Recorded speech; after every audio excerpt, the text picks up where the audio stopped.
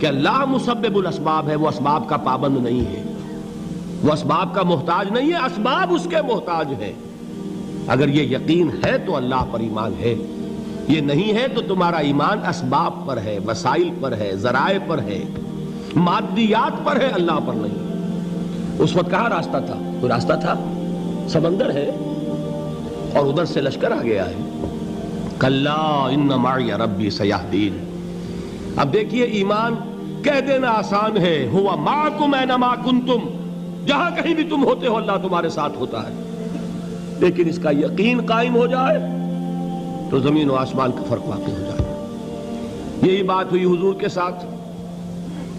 غار ہے، چھپے ہوئے ہیں محمد الرسول اللہ اور آپ کے وہ یار غار ابو بکر صدیق رضی اللہ تعالی عنہ۔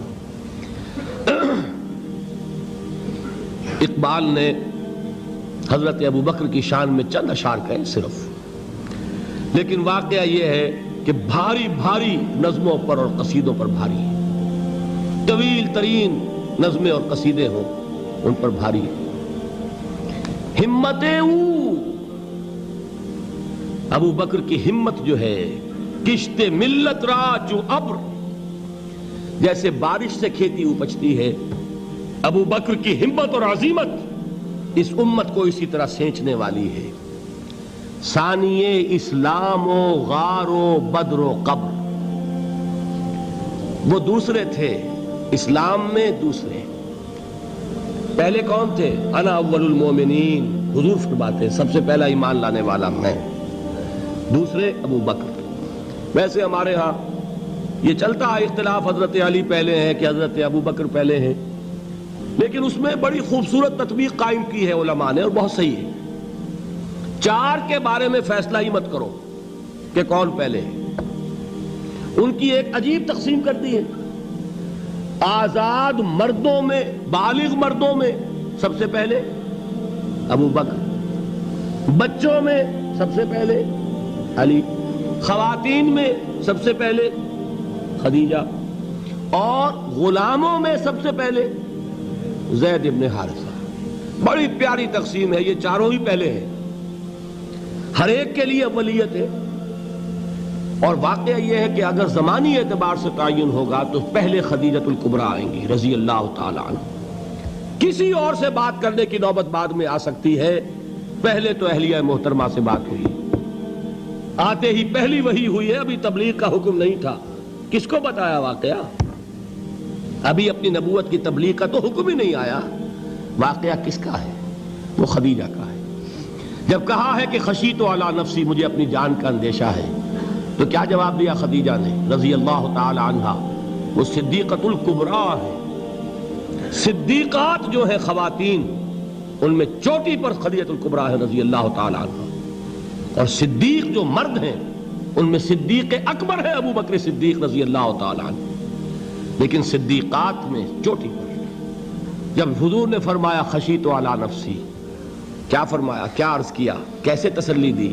نہیں نہیں، اللہ آپ کو ضائع نہیں کرے گا، آپ غریبوں کے ہمدرد ہیں، آپ مساکین کے تکالیف رفع کرنے والے ہیں، آپ بیواؤں کی سرپرستی کرتے ہیں، آپ مسافروں کی خدمت کرتے ہیں، اللہ آپ کو ضائع نہیں کرے گا۔ یہ یقین ہے اس خاتون کے اندر۔ خیر وہ ایک علیحدہ بات ہو جائے گی۔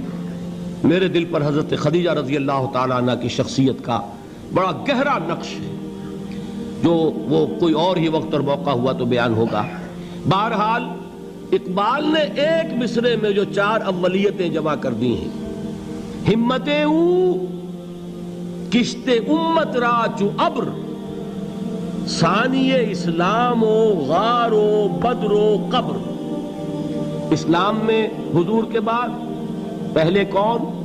ابو بکر۔ غار میں حضور کے ساتھ کون؟ ابو بکر۔ بدر کی رات اللہ کا رسول سر بسجود، وہ جھاڑ، وہ گھاس پھوس کی جو جھوپڑی بنائی گئی تھی، اور وہاں تلوار ننگی لے کر پہرا دینے والا کون؟ ابو بکر۔ اور اس حجرہ عائشہ میں محمد کے بعد سب سے پہلے دفن ہونے والا کون؟ ابو بکر رضی اللہ تعالی عنہ صلی اللہ علیہ وسلم۔ وہ جو معاملہ میں سنا رہا تھا غار ثور کا، حضرت ابو بکر بھی حضور کے خیال سے لرز گئے ہیں. آپ کو یاد ہوگا کہ جا کر پہلے تمام جتنے سوراخ تھے انہیں بند کیا ہے. ایک سوراخ رہ گیا تھا جس کو بند کرنے کے لیے کوئی کپڑا نہیں تھا. وہاں اپنی ایڑی رکھی ہے. تب کہا ہے حضور سے تشریف لائیے, اور اپنے زانو پر حضور کو لٹایا ہے. اور وہاں کسی موذی جانور نے کاٹا ہے. حضور کی آنکھ لگ گئی تھی. اس وقت اس بل کے اندر جو بھی بچھو ہے کیا ہے واللہ عالم, اس نے کاٹا ہے.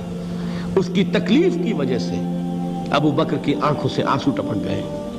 حضور کے چہرے مبارک پر پڑے ہیں تو حضور جاگے ہیں, معاملہ کیا ہے. ایڑی نہیں ہٹائی وہاں سے, مبادا وہ جانور وہاں سے نکل کر محمد الرسول اللہ کو کوئی گزن پہنچا دے. ابو بکر کی ایڑی ہے, جس طرح چاہے کھا لے, ختم کر دے, جان نکل جائے تب کوئی آنچ آئے محمد پر تو آئے, لیکن جیتے جی نہیں. وہ ہے ابو بکر. حضور کے خیال سے اس وقت حضور نے پھر اپنا لعاب دہن لگایا ہے, اور اس سے پھر آپ کی تکلیف ختم ہوئی. جیسے خیبر میں حضرت علی کی آنکھ دکھ رہی تھی, اس کو جو شفا حاصل ہوئی ہے وہ بھی حضور کے لعاب دہن سے ہوئی. تو بہرحال اس وقت انہوں نے کہا ہے کہ اے نبی یا رسول اللہ, اگر اس وقت ان میں سے کسی نے غیر ارادی طور پر بھی اپنے قدموں کی طرف جھانک لیا تو پکڑے جائیں گے. کیا جواب تھا اللہ کے رسول کا؟ لا تحزن ان اللہ معنا. اللہ ہمارے ساتھ ہے, کیوں گھبراتے ہو ابو بکر. یہ ہے ایمان باللہ, میرا مالک اللہ, میرا رازق اللہ, میرا محافظ اللہ, میرا مددگار اللہ, میرا پشت پناہ اللہ, میرا دوست اللہ. یہ دوستی ہے اللہ کی جو لب لباب ہے, حاصل ہے ایمان کا. اسی کا نام ولایت ہے. اولیاء اللہ کے سروں پر سینگ نہیں ہوتے. جس کے دل میں ایمان راسخ ہو چکا ہو وہی اللہ کا ولی ہے. جسے اللہ پر یقین ہو چکا ہے وہی اللہ کا ولی ہے. جسے یقین ہے اللہ میرے ساتھ ہے, میرا مددگار, میرا پشت پناہ, میرا ساتھی, میرا دوست, میرا محبوب, میرا محب. اللہ اہل ایمان سے محبت کرتا ہے. واللہ یحب الصادقین. ان اللہ یحب الذین یقاتلون فی سبیلہ صفا کانہم بنیان مرصوص. اللہ محبت کرنے والا, اہل ایمان محبوب, اور اہل ایمان محبت کرنے والے اللہ محبوب. والذین آمنوا اشد حبا للہ. آپ تصور کیجئے جسے یہ رشتہ ایمان یا رشتہ ولایت حاصل ہو جائے, الا ان اولیاء اللہ لا خوف علیہم ولا هم یحزنون. آگاہ ہو جاؤ, اللہ کے دوستوں کے لیے نہ کوئی خوف ہے نہ کوئی حزن ہے. اور میں بیان کر چکا تھا, خوف اور حزن کے خاتمے ہی کا نام امن ہے. زوال خوف, زوال حزن. یہ خوف اور حزن کیوں آتے ہیں بار بار؟ اللہ تخافوا ولا تحزنوا, دونوں آ گئے. الا ان اولیاء اللہ لا خوف علیہم ولا هم یحزنون, پھر وہی دو. وہ کیوں ہے؟ خوف ہوتا ہے کسی مستقبل کی بات کا, یہ نہ ہو جائے, وہ نہ ہو جائے, یہ نقصان نہ پہنچ جائے, یہ تکلیف نہ ہو, یہ غضب نہ آ جائے. خوف ہے مستقبل سے. حزن ہے یہ کیوں ہوا, یہ نہیں ہونا چاہیے تھا, یہ میرا فلاں چیز میرے ہاتھ سے جاتی رہی ہے, فلاں موقع نکل گیا, اب بیٹھے ہوئے ہیں اندر ہی اندر کڑ رہے ہیں, صدمہ ہے اور رنج ہے. اور جو اللہ پر ایمان رکھتا ہے وہ جانتا ہے ما اصاب من مصیبت فی الارض ولا فی انفسکم الا فی کتاب من قبل ان نبرأها ان ذلک علی اللہ یسیر لکی لا تعصوا علی ما فاتکم ولا تفرحوا بما آتاکم واللہ لا یحب کل مختال فخور. اس زمین میں یا تمہاری جانوں میں کوئی تکلیف, کوئی مصیبت نہیں آ سکتی سوائے اس کے کہ جو اللہ نے لکھ دی ہو, اس سے پہلے کہ وہ ظاہر ہو. جس کو یہ حقیقت معلوم ہو گئی اس کو یہ طرز عمل اختیار کرنا چاہیے. جو چیز چھن جائے, جاتی رہے, چھوٹ جائے, اس پر افسوس نہ کرو. کس نے چھینی؟ دوست نے. دوست کے فیصلے پر شکایت. دوستی کو بٹا لگا رہے ہو, سرے تسلیم خم ہے جو مزاج یار میں آئے. اگر دوستی ہے تو پھر تو تمہیں گردن جھکانی چاہیے کہ ہر چہ ساقی ماریخت عین الطافست, جو بھی میرا ساقی میرے پیالے میں ڈال دے اس کا کرم ہے. جو اس کی طرف سے آئے اس پر کوئی رنج نہیں, کوئی صدمہ نہیں, کوئی غم نہیں, کوئی شکایت نہیں, کوئی شکوہ نہیں. اور جو ہوگا وہ اس کے اذن کے بغیر نہیں ہوگا, اور اس کا اذن ہوگا تو یقیناً میرے لیے خیر ہی خیر ہے, چاہے وہ ناگوار شے ہو, بظاہر مجھے اچھی نہ لگ رہی ہو، میری شارٹ سائٹڈنس میں مجھے وہ نظر آ رہی ہے کہ میرے لیے بری ہے، لیکن قرآن نے کہا ہے عسیٰ ان تکرہوا شیئا وہو خیر لکم وعسیٰ ان تحبوا شیئا وہو شر لکم واللہ یعلم وانتم لا تعلمون۔ ہو سکتا ہے تم کسی چیز کو ناپسند کرو، درحال ہے کہ اسی میں تمہارا خیر ہو، اور ہو سکتا ہے تم کسی چیز کو پسند کرو، درحال ہے کہ اس میں تمہارا شر ہو۔ اللہ جانتا ہے، تم نہیں جانتے۔ جب مجھے یہ بات معلوم ہو گئی، میں نے اپنا معاملہ اللہ کے حوالے کیا۔ سپردم بے تو مایا خیش را تو دانی حساب کم و بیش را، اے رب جو تو چاہتا ہے وہ ہو، تیرے علم میں جو شے میرے لیے خیر ہے وہ ہو جائے، میری کوئی پسند نہیں، میری کوئی چاہت نہیں، یہ ہے راضی برضائے رب۔ اکبر الہ آبادی نے اسے کہا ہے رضائے حق پہ راضی رہ، یہ حرف آرزو کیسا، خدا خالق، خدا مالک، خدا کا حکم تو کیسا۔ جب میں آ گیا بیچ میں، میری پسند، میری مرضی، میری خواہش، میری چاہت، یہی تو شرک ہے۔